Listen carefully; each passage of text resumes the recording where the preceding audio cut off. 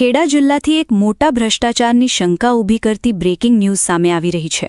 મહેમદાબાદ તાલુકાના વાંઠવાડી ગામમાંથી પસાર થતી 14-2 માહી સિંચાઈ માઇનર કેનાલ, જે આશરે 4 કિલોમીટર લાંબી છે અને લગભગ 2 કરોડ રૂપિયાના ખર્ચે બની રહી છે, તેની કામગીરી પર ગંભીર સવાલો ઊભા થયા છે। સ્થાનિક ધારાસભ્ય અર્જુનસિંહ ચૌહાણ સ્થળ પર પહોંચીને કેનાલનું નિરીક્ષણ કર્યું હતું। નિરીક્ષણ દરમિયાન તેમણે કેનાલના બાંધકામની ગુણવત્તા પર સખત નારાજગી વ્યક્ત કરી હતી।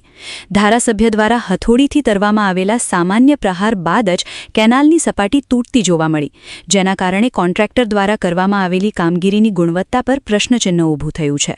આ ઘટનાને પગલે સ્થાનિક ખેડૂતોમાં પણ રોષ ફેલાયો છે। ખેડૂતોનો આક્ષેપ છે કે આ પ્રકારની નીચી ગુણવત્તાવાળી કામગીરી તેમના સિંચાઈના હિતોને નુકસાન પહોંચાડી શકે છે। ધારાસભ્ય અર્જુનસિંહ ચૌહાણે સ્પષ્ટ રીતે જણાવ્યું છે કે ખેડૂતોના હિતને ધ્યાનમાં રાખીને આ માઇનર કેનાલનું કામ નવેસરથી અને ગુણવત્તા સાથે કરવામાં આવે તેવી માંગ કરવામાં આવશે। હવે જોવાનું રહ્યું કે સંબંધિત વિભાગ અને કોન્ટ્રાક્ટર સામે શું કાર્યવાહી કરવામાં આવે છે અને શું ખરેખર આ કામ ફરીથી કરવામાં આવશે કે નહીં।